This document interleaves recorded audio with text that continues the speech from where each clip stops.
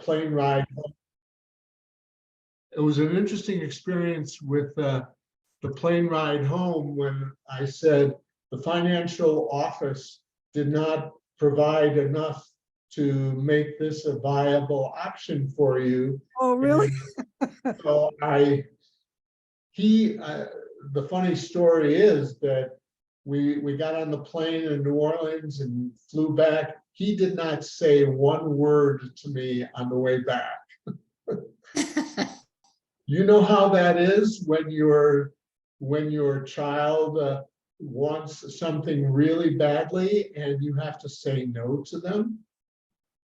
It's not an easy conversation.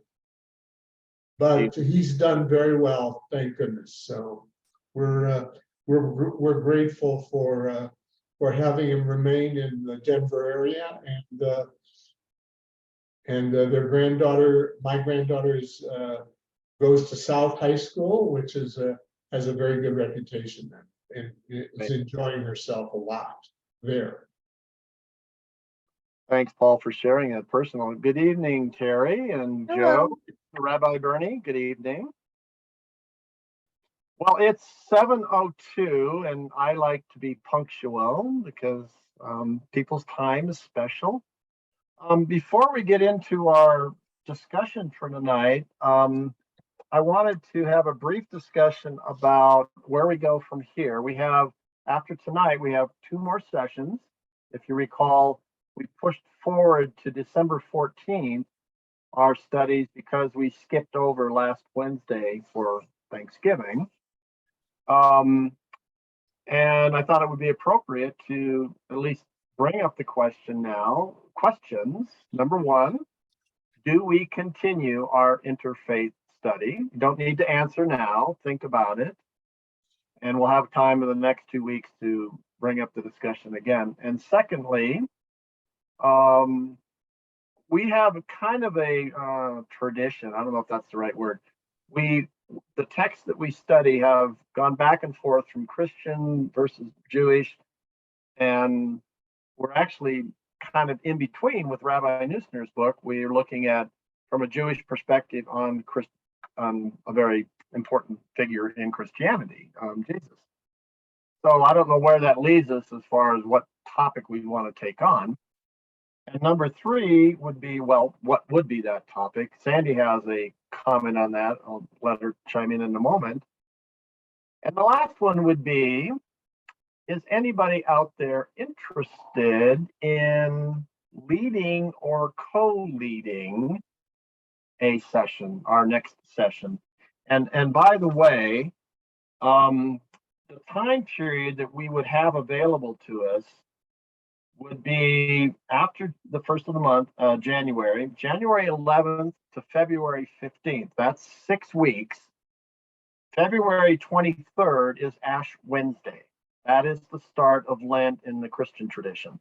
So as we have done in the past, we would not do any classes during Lent, much as we have done the same thing during the Jewish holidays, principally in the fall. And by my reckoning, there aren't any major Jewish holidays between the 1st of January through February 15th. Would I be correct from our Jewish friends? Yeah.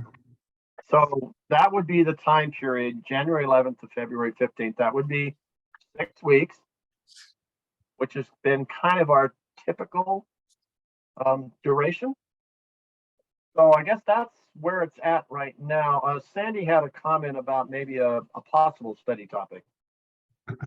Well, I just was noticing Amy Levine has a book out on the Pharisees, and especially in the book of Matthew, the Pharisees kind of take it in the chin, called a brood of vipers, for one thing. So I thought maybe it would be informative to really study about the Pharisees in a big way. This particular book was written last year, and it's a 500-page book. A lot of pages. We'd have to be selective if we were reading that book, probably. And it's only in hardback at this point. Amazon $44.08, Walmart allegedly 4109. And a company called Books Run that I'm not familiar with is advertising it for $23.52. So there you go. What's the title? Pharisees, the Pharisees. Just Pharisees. Okay. Mhm. Would be a nice segue, I think, to our Yeah, discussion it might be. about my listeners. But that's just one thought. So if anybody else has any thought on a topic, assuming, of course, that we want to continue, I'm probably not too far off the mark to assume that most of you would like to continue, but we'll leave that open for discussion by the time we finish up on the 14th. Any Oh, who was the author of the Pharisees again? Amy Levine. Amy, thank you. I'm sorry. to Oh, interrupt. Amy Levine. Okay. Amy I've read her Levine? before. yes, we did. Yes, it sounds familiar. Okay, good. Thank you. Well, next week, or well, certainly by the 14th, I would hope that we would come to some conclusion. Maybe Sandy, maybe you could, I don't know if you could capture that screenshot or something on the book, or and maybe some details. Okay, I'll do that. I'll send that out next week. Okay, great. So diving right into our chapter, and because we're using a earlier edition, I hope it's chapter 6, but the title is "You Shall Be Holy" versus "Holier Than Thou." Are we on the same page? Yes, Mm. we're good. Very good. All right. Mhm. So leading off with a quote from Matthew, as you know, Rabbi Neusner is focusing on the impressions, the discussions, the descriptions of Jesus and what he has said from only the Gospel of Matthew. Then Jesus said to the crowds and his disciples, "The scribes and the Pharisees sit on Moses' seat. Therefore, do whatever they teach you and follow it. But do not do as they do, for they do not practice what they teach. They tie up heavy burdens, hard to bear, and lay them on the shoulders of others. But they themselves are unwilling to lift a finger to move them. They do all their deeds to be seen by others, for they make their phylacteries broad and their fringes long. They love to have the place of honor at banquets and the best seats in the synagogues, and to be treated with respect in the marketplaces, and to have people call them rabbi. But you are not to be called rabbi, for you have one teacher, and you are all students." So that's pretty much a little shot across the bow of the Pharisees, which is not the only place. What did Sandy mention earlier? You brood of vipers, you whitewashed. Sepulcher. Yeah, okay. So Jesus has harsh words, for the people. Well, according to Matthew. According to Harsh Matthew. words. Thank you. Harsh words for people who make themselves out to be better than others. And Rabbi Neusner, kind of flipping back and forth from today and his avatar, the person he puts out back there in that first century CE milieu, it bothers Rabbi Neusner, bothers him a lot. And Jesus' criticism of pious people in his time could be well addressed to pious people in synagogues today or churches today. A religion that comes to this worldly expression can well find more than its share of people who do it all for show. And that's certainly not unique to Judaism. There are plenty of holier than thou Christians. I think everyone can probably agree. But that failing does not make the religion worthless. Rather, it underlines problems natural to that way of serving God. What seems to bother Rabbi Neusner most about Jesus's harsh judgments about the scribes and the Pharisees is that he, that is Rabbi Neusner, is one of those people who do the things that the scribes and the Pharisees observe.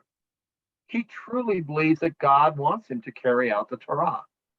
That is, God wants him to strive to be holy. Jesus' criticism of holier than thou people has resulted in the time since then that the Pharisees with a capital P has now lost the capital P, and a lowercase Pharisee is equated to a self-righteous person or a hypocrite.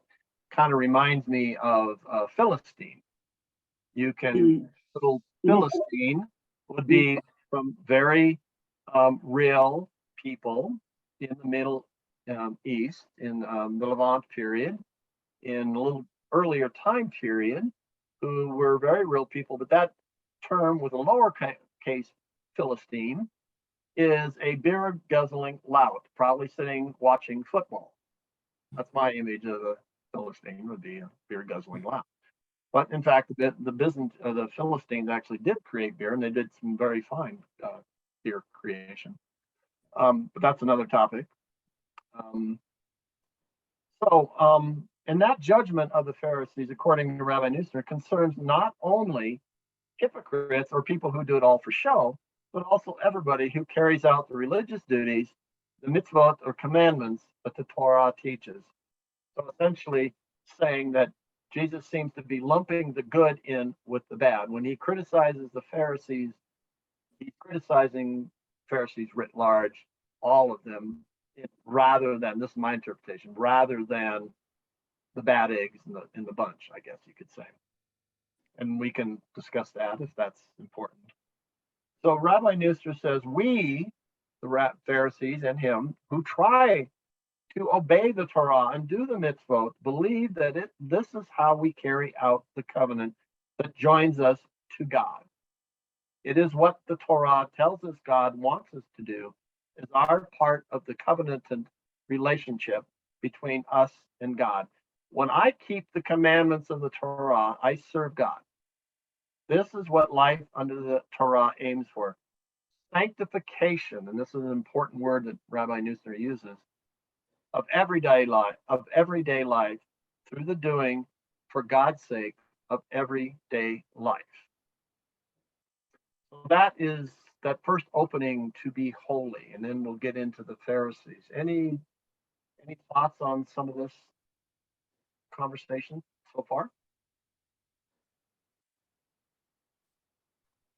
I just Oh, Yeah, I just have sometimes people do protest a bit too much. And I guess my question is, because I am not a Christian theologian, I would like to go ahead and find out what was Jesus' motivation in discussing his controversial opinions of the Pharisees and as part of the sermon that he gave according to Matthew. I guess my question is, does Jesus protest too much? Does he go ahead and have a point?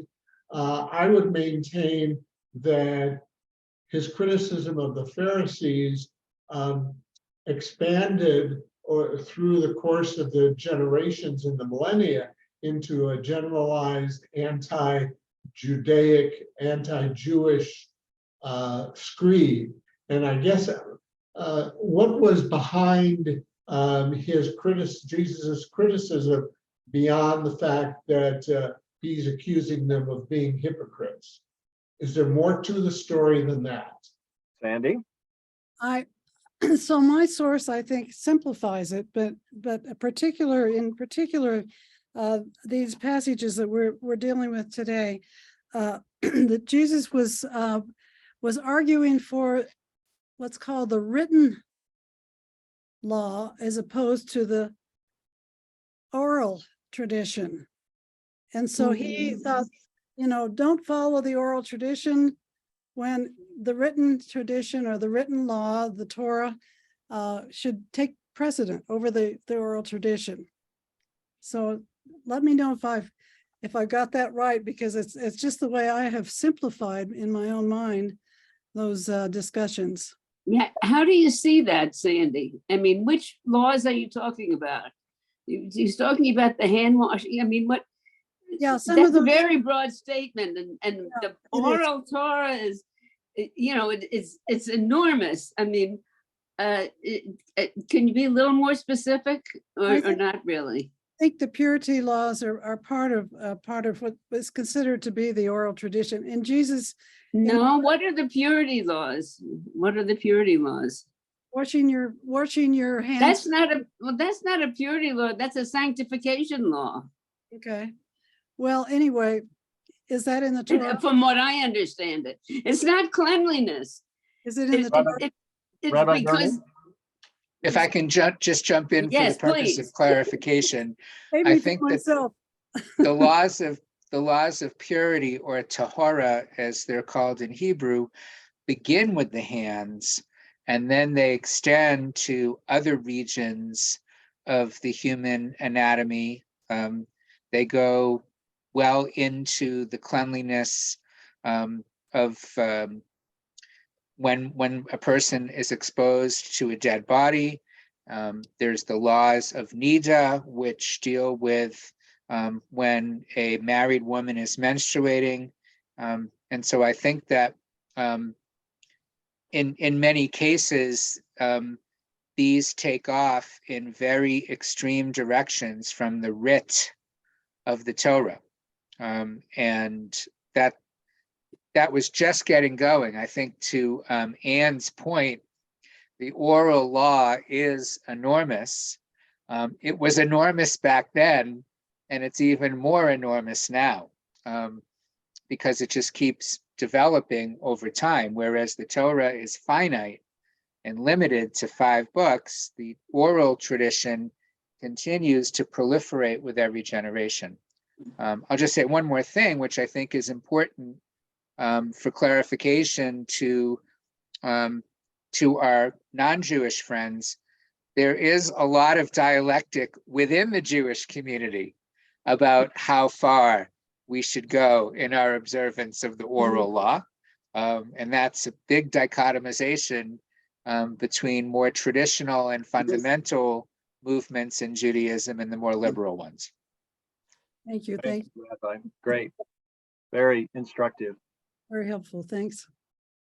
Well, on the topic of Pharisees, so I pushing forward to the next section on Pharisees, I thought it would be important to look at who the Pharisees were in the 1st century CE. And Flavius Josephus, who's the Jewish Roman historian, has identified, and there may be other sources too that I'm not familiar with, but Josephus identifies four sects. That would be the Sadducees and the Pharisees, the 2 major sects, Jewish sects at the 1st century CE, along with the Essenes. And then the 4th sect would be what's known as the 4th way, and some have equated it to the Zealots. And the Zealots were those who were tired of the Roman domination, and they wanted to throw it off by any violent means possible. And actually, some other sources list a 5th sect called the Sicarii, who were an even more violent subsect, if you were, within the Zealots. These were the guys, Sicarii means dagger, and these were the guys who would walk up to somebody they didn't like and quickly pull a dagger out of their robe and stab the guy, and there you'd be. But the Zealots, they were instrumental in inciting the Romans, inciting the Jewish Revolution, a revolt in 66 CE, and which eventually was squashed when the Romans then conquered Jerusalem and destroyed it, and the last Zealots held out at Masada, and they were wiped out in 73 CE. And after the destruction of the of Jerusalem, Sadducees, who were tied, they were the priestly class, they were tied to the temple, and when the temple ended, they pretty much evaporated and faded away. And we were left with the Pharisees, who were then, and correct me if I'm wrong, my Jewish friends, but they became the nucleus of rabbinic Judaism, if I'm not mistaken. But I did a little chart comparing the Pharisees and the Sadducees. So they were the 2 major groups. The Pharisees gave, as Sandy was just recounting, oral tradition equal authority to the written text, to the Torah. However, the Sadducees believed in a literal interpretation of the written scriptural text. The Pharisees believed in the resurrection of the dead, and the Sadducees rejected a belief in the resurrection of the dead. Pharisees believed in an afterlife, and the Sadducees denied the afterlife. The Pharisees, again, in the same theme, taught the existence of a spiritual realm and rejected the Sadducees rejected the idea of an unseen spiritual world. And then finally, on a more political perspective, the Pharisees were more representative of the common working people, and they had the respect of the masses, whereas the Sadducees were the wealthy elite. And they were aristocratic, they were the temple priests, and they were more powerful, and they were more accommodating of earlier on Hellenism, and then later the Roman laws, so as to maintain the stability of society. And I gave the link to where I found this information. Any contradiction to any of that characterization of the Pharisees and Sadducees?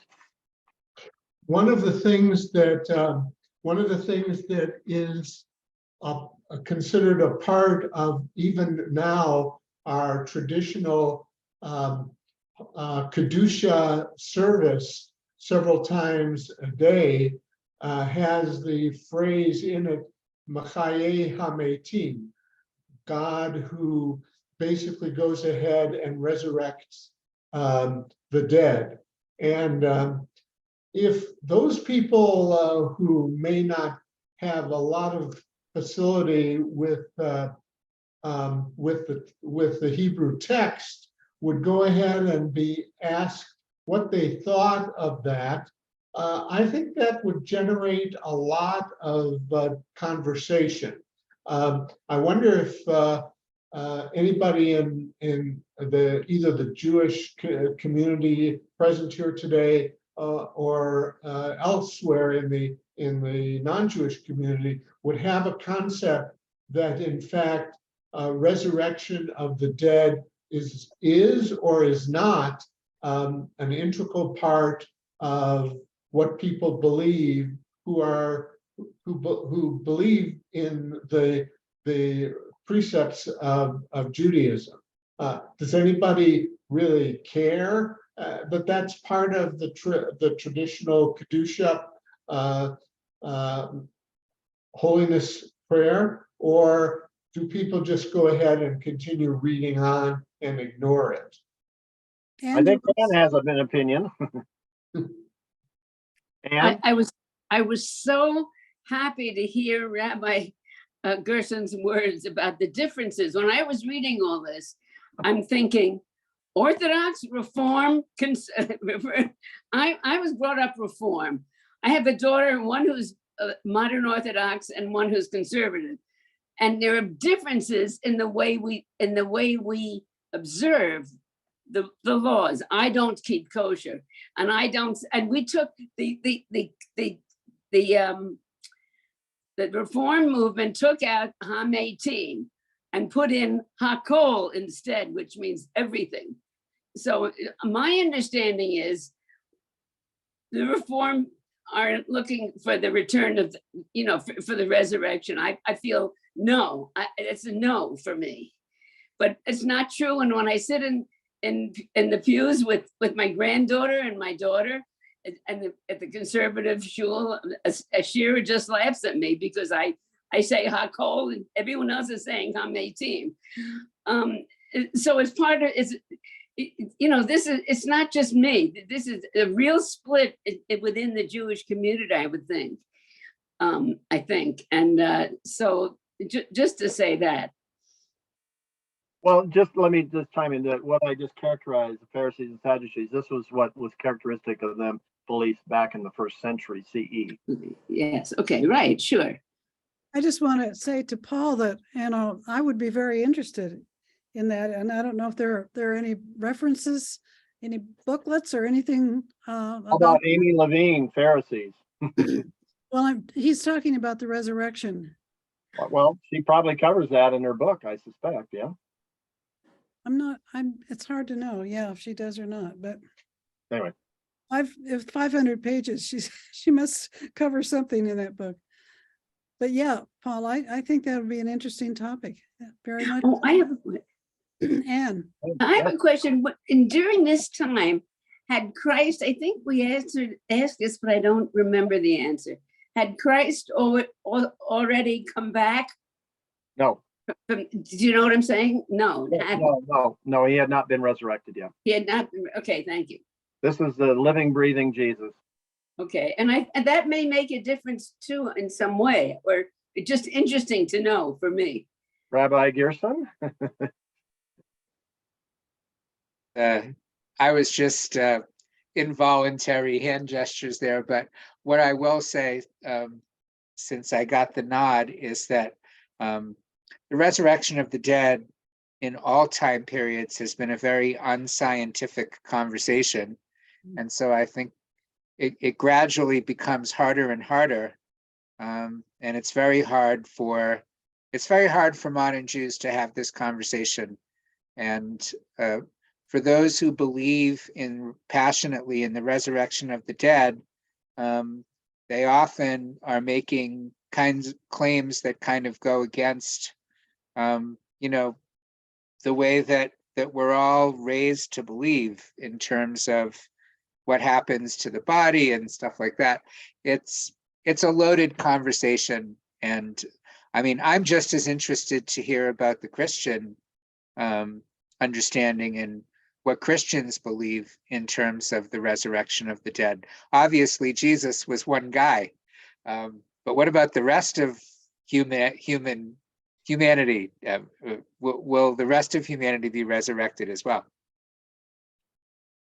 And in Sandy, back me up. I think in general in Christianity there is the resurrection of the dead.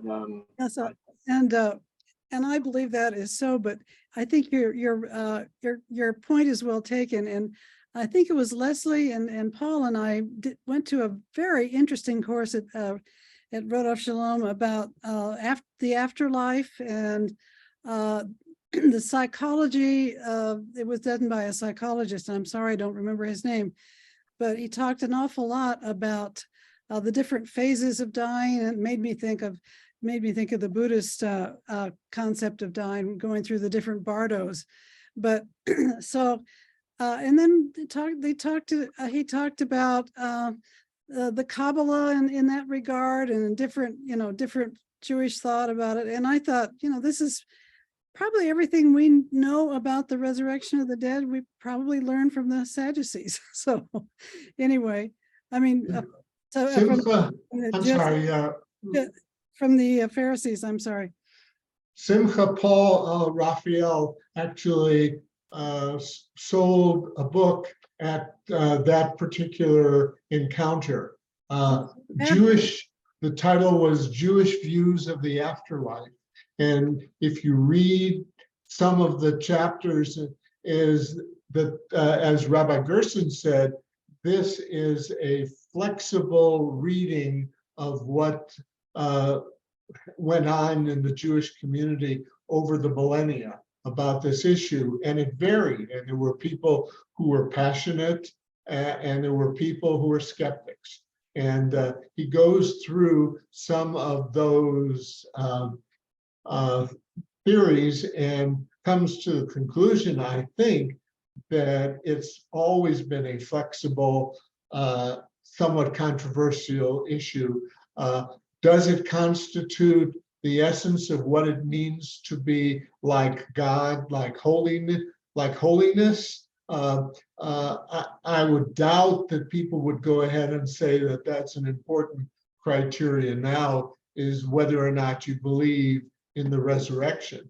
I'm sure the Christian community has strong feelings in the same manner, but I will go ahead and tell you that this issue has not by no means been settled within the Jewish community, as Anne commented about Machaye Hakol.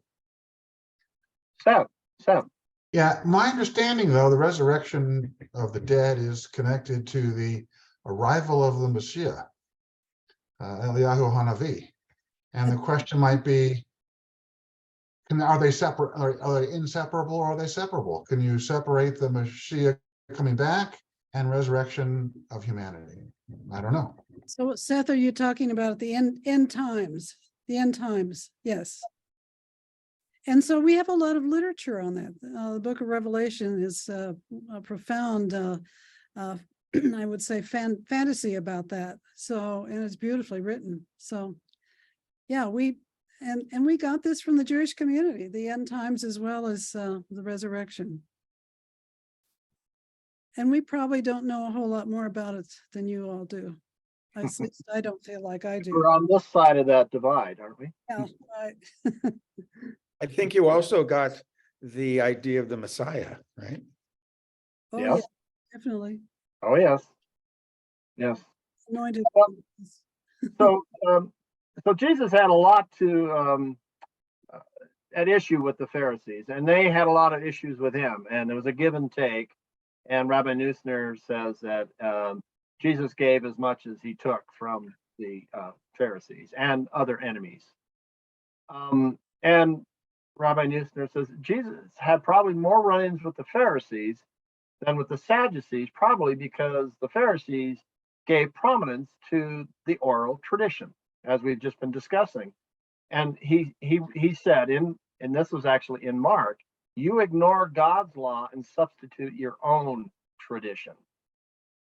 So because the Sadducees, however, were more often concerned with politics than religion, they were above all this day-to-day kind of squabbling. They ignored Jesus until they began to fear that he might bring unwanted Roman attention and upset the status quo. That was their concern, to maintain that status quo. And then when they reviewed that as perhaps happening, then the Pharisees and the Sadducees, who were at odds many times from what I read in the past in that time period, they then conspired to have Jesus put to death. They formed what was known as the Sanhedrin, the council, and Jesus came before the Sanhedrin and was condemned by them. So composed of both Pharisees and Sadducees. To what representation, I don't know. If anybody knows the percentage of Pharisees and Sadducees on the Sanhedrin, but both were represented on that, the major Jewish council in Jerusalem, and they condemned Jesus then to death. And of course, they could not do that alone. They had to get the permission, as it were, of the Romans to do so. Rabbi Neusner cites from the Mishnah tractate Sotah, heedfulness leads to cleanliness, leads to cleanness, leads to abstinence, leads to holiness, leads to modesty, leads to fear of sin, leads to piety, leads to Holy Spirit, finally leading to the resurrection of the dead. And in light of our conversation this evening, I'm wondering how that fits into that holy scheme. I mean, Rabbi Neusner is focused on this matter of being holy. As God is holy, I must be holy. And the people of Israel must be holy. And he cites this as virtues that form a ladder leading upward to heaven. And so it is important to maintain this holiness, this cleanliness, because that then leads to these higher virtues. And while to be holy, Anne? Wants to I add. just want to say that for me as a Jew, we are not looking forward to heaven. I mean, it's for the Christian, and Neusner lays this out. For the Christians, it's salvation. Yep. Sin is the problem, and salvation is what you're looking for. Jews don't feel that way. We're not looking to be into the kingdom of heaven. I don't even know. We don't know what that. I don't think Jews can agree with what that means. The way that sounds like the way the Christians do. You know, okay. It's a totally different view. And Neusner goes into this in the last few pages of the book of his chapter, and I think he's exactly right on. We're in two different worlds, which is fine. We're learning about each other's, but it's very different. We may use the same language, kingdom of God, but we don't mean, angel, we just don't have that concept. It's what we do here on earth that makes us holy. That's right. That's Obeying the laws makes us holy, like God, not saves us and then sends us to another kingdom. Sandy and Leslie, or Leslie. Leslie, go first. It's been my Jewish understanding that only God lives in heaven. That we're not really sure, even after we took that class together, Sandy and Paul.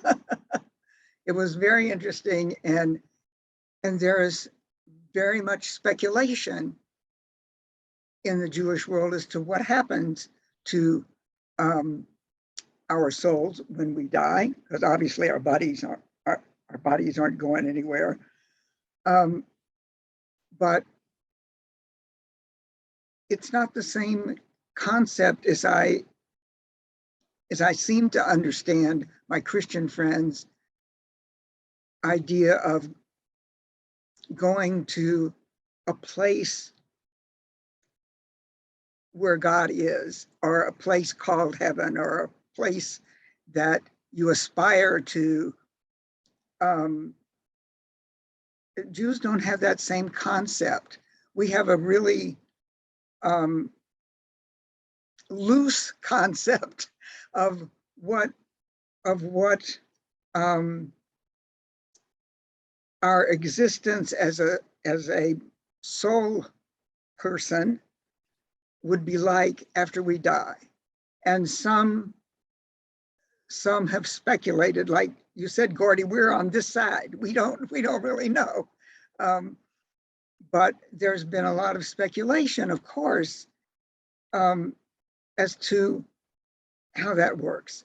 But nobody's ever come back and said, it's not like the joke where, Sam comes back to Joe and says, there is baseball in heaven and you're pitching tomorrow. It's not like that. But we don't really know, but we don't expect to be in the same place that God is. We don't give ourselves that much credit. We aspire to be, as, at least for me, I'll just speak for me.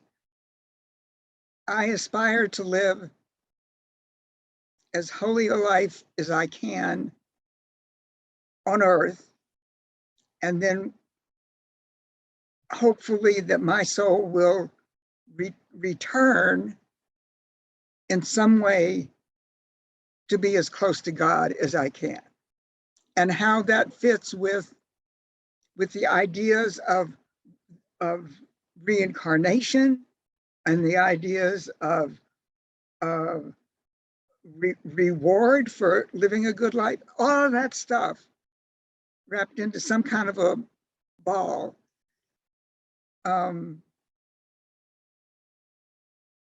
is all mixed up together for me. Thanks, Leslie. I Seth. have something to say. Oh, Sandy. So to me, this brings up the mourner's Kaddish. Mhm. The mourner's Kaddish and is in Aramaic, and it's a prayer not about the dead, but praising God. But it is in support of the soul of the dead that they should get into heaven.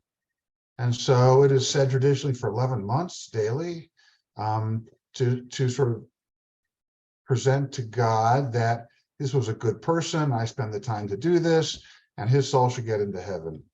And maybe the rabbi could elaborate a little bit on that, but that's kind of my understanding. And that would say that in some sense, the Kaddish is very much connected to the idea of heaven and the soul getting over the hurdle to get there. Rabbi, what do you think? Yes, I'd like to know. Well, you're not wrong. I think what you said, Seth, is factually true in terms of the theory. Well, one of the most traditional theory behind Kaddish is that the survivors of the deceased are, if you will, advocating for God to judge the soul to get to a better place. It's like testimony that, you know, look at what this person left behind in terms of merit and value. How can you deny that person? How can you deny that person's soul a place in the hereafter? But you know, as we're speaking, I think we're kind of talking about many different things, you know, that I've heard over the last several minutes. We started with resurrection of the dead, and then we talked then the Messiah was named, and then the general afterlife was named. There's no doubt that the Messiah triggers a lot of these things, but they all in many ways are pieces parts, and each have their, you know, their different branches and their different sprouts of belief and ideology within the Jewish community. And I'll just say one final thing, and that is that while it's true that it's not in Jewish doctrine that Jews talk about, you know, should talk about going to heaven, or heaven being a place where they go, where people go. It's awfully comforting to people who may or may not be schooled in this doctrine to think, well, now Papa is in heaven with Mama again.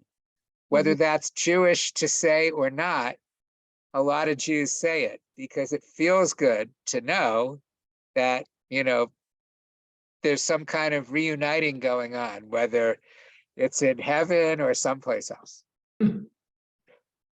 Very wise, very wise. And I often feel, I don't know, feel at a loss that there is not more in our scriptures about that. Of course, we bury people all the time. I've been to more funerals, I've done more funerals than I can have even kept track of. But it is the hope that we carry forward. I think just like Rabbi Gerstner was saying, it is that hope, that comforting hope, and it's part of our belief structure that backs us up on that. So, any other Christians want to? Ann, do you want to? I mean, Nan, do you want to say something about that? There we go. I'm struck by, I remember hearing a talk by Marcus Borg about the Our Father and heaven on earth. And in my own head, I say, okay. And then I go to a marvelous science fiction book that talks about dimensions. And my brain says, hey, it's possible that there is another dimension that we are not part of at this moment in time. And that somehow or other we move to that dimension when we no longer are bounded by a body. I don't know. But I do believe that the goal is, as we do share, and that is that we do everything we can to try to bring what we describe as heaven on earth, that we, with the idea of whether it's from the Torah or whatever, the last commandment that Jesus gave us, which is to love one another. And in doing so, the hope is that we transform what earth is to a heavenly place. That's in my head. It might be tricky. And I think that, as someone said earlier, there needs to be a flexibility there. We cannot be bounded by our human concepts, I don't believe. I think that we need to be prepared that the concepts may be different. And so to be flexible in our thinking. But is it important to know what heaven is like, or even God, the whole notion of God? We give God human attributes when in fact the reality is they don't fit. So it can be confusing if we allow it to be.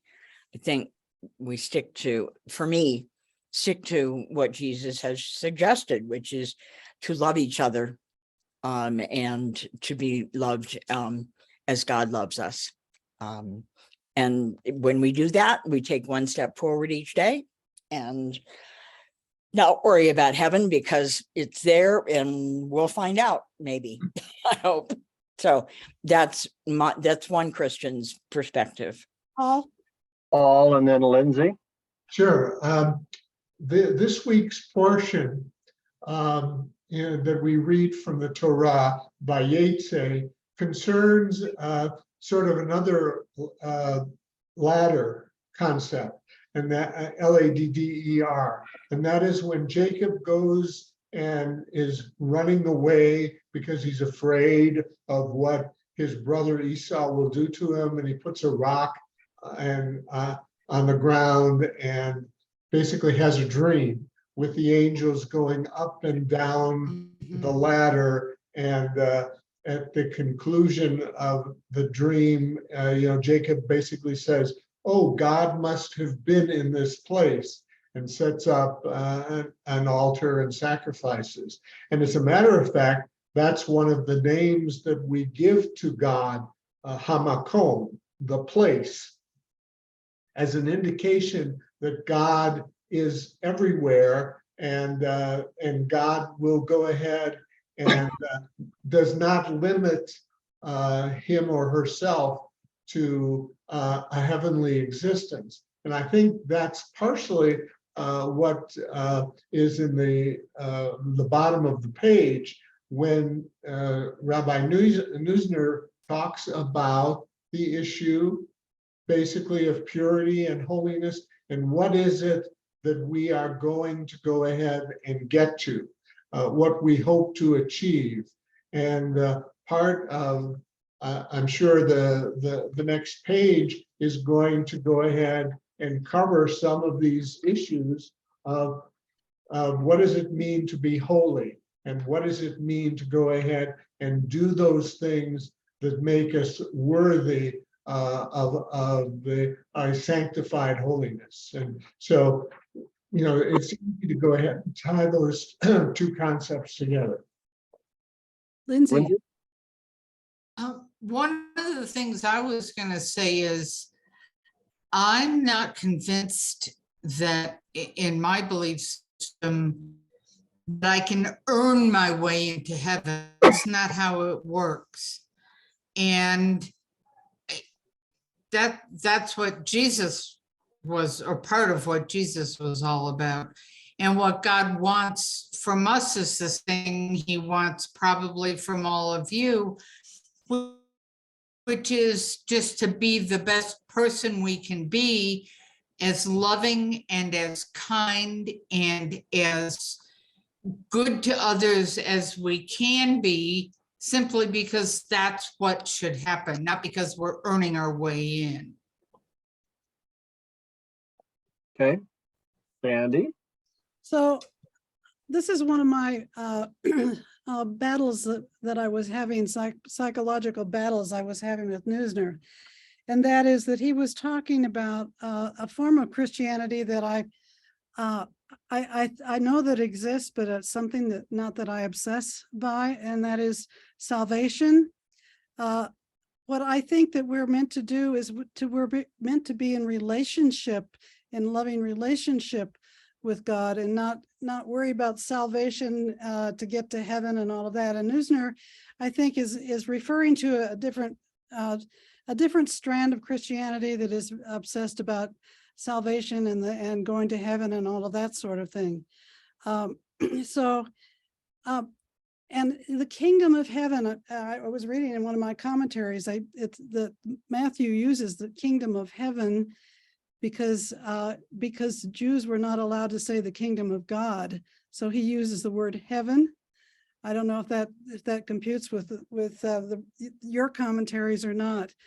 But what we're talking about, at least in my tradition, is we're talking about, when we talk about the kingdom of heaven that Jesus is very obsessed with, we're talking about the reign of God. Of course, this is not new to Christianity, about the reign of God. We learned this from the Jews, that we aspire to live in the reign of God in our lives. And also that is the reign of God right here and now, as well as the reign of God in our hopes, to see God face to face, or however our scriptures define the time to come for us. So I felt like he was missing out on a whole section of our theology, and kind of cutting us, kind of selling us short because of that.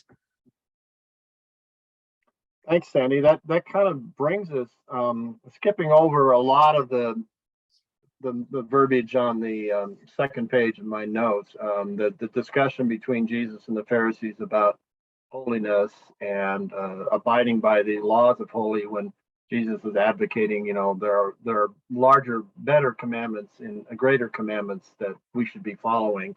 That is the Torah. But thinking back to what Anne was saying, that Rabbi Neusner sets it up as a dialogue that really is, what does he say? This is a message that the Pharisees are not, what Sandy was talking about, the kingdom of heaven.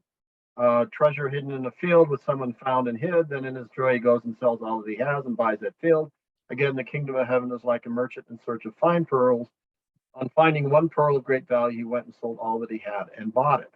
And this is a message that the Pharisees are not hearing, because they have a different message.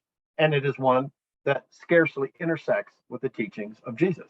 His is a message of forgiveness of sin in the here and now, in preparation for the imminent coming of the kingdom of heaven. And the Pharisees' message is a message of purification for life of holiness in the here and now. And Rabbi Neusner says, faced with that choice, I would honor Jesus, but I would follow the Pharisees. Jesus, and this when I think about this, it matches up pretty well with what Anne was saying. Jesus and the Pharisees really were just different people talking about different things to different people. What kept taking place was not really a discussion, let alone a debate, but only a confrontation of people with nothing in common, pursuing programs of discourse that did not in any way intersect. Not much of an argument. And remember that Rabbi Neusner was very much on, well, I honor the man, and I can give him no greater honor than if I can form an argument with him, debate with him on the topics. And the reason the two sides could not argue is that neither was talking about what was of interest to the other. Sanctification, being holy, versus salvation. But then, as we just heard from Sandy, that the characterization, Rabbi Neusner's characterization of salvation, the Christian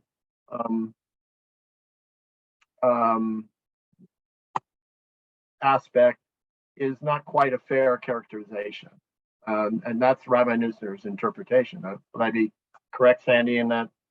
I felt like he was addressing just a certain faction of Christianity, and there is a faction that is obsessed with being saved by the blood of the Lamb and saved to go to heaven and all this stuff. But we also are talking about a relationship with God, which I think is part of your holiness. Is, if you're keeping these dietary rules, that is a way that you're acknowledging, is in my understanding, your relationship with God. It's a way to be present to God in your daily life, sanctifying your daily life. Am I okay with that? Yeah, Leslie. Yes, I think you're okay with that. I mean, I have a difficulty with both H and I in this lineup here. First of all, it says that both Jesus and the Pharisees wanted to persuade the people in general that the Torah was not so simple, that it required deeper devotion than ordinary folks suppose. And that is, it can be and should be studied. And the more you study it, the more you learn. But part of the whole idea is that and there's a saying somewhere that it is not far away from you. It is right here. It is not beyond your grasp. It is not beyond your reach. It is for you. It is for everyone. And so I have a problem with that, both from the view of Jesus and from the view of the Pharisees, because I don't really think that that's what either of them meant, but that's just me. In the next idea about saying that it's a sham to follow your tradition, I have a problem with that too. I mean, if you believe that you're part of, let me back that up. If Jews believe that, like, my part of the covenant with God is to honor and do and perform the mitzvot, then that's not a sham. You know, if you make it a sham, then you've destroyed the whole thing. True. And I think that Jesus in Matthew's account was focusing on those who were not following the mitzvot, that they were using the holiness laws as a way to put themselves up before others as being holier than thou. That was my interpretation. That and Neusner kind of lumped. Well, then you're kind of indicting all the Pharisees, when in fact it might have been only a few of the Pharisees who were exhibiting this so-called holier than thou and not really completely following the Torah, the mitzvot appropriately. That's my interpretation. Thank you. So we're getting close to the final, to 8 o'clock, and the last sentence on there is sanctification requires the designation of what is holy against what is not holy. The kingdom of heaven coming soon has nothing to do with this. And this would be from the Jesus Christian perspective. What is that issue is gaining entry into God's kingdom. That is salvation.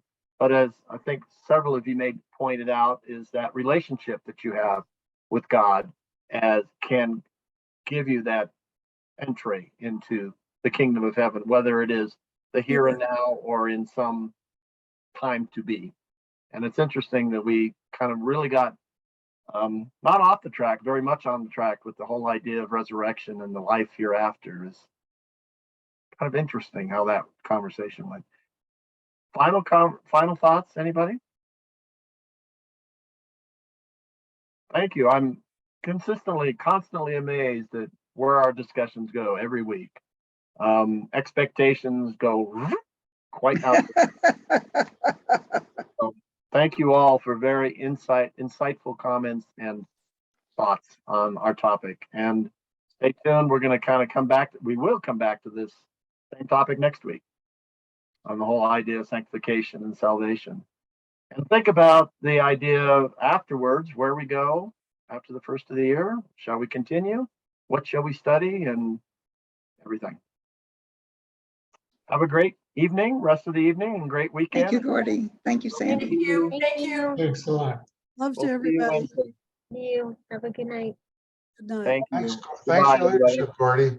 Thank you.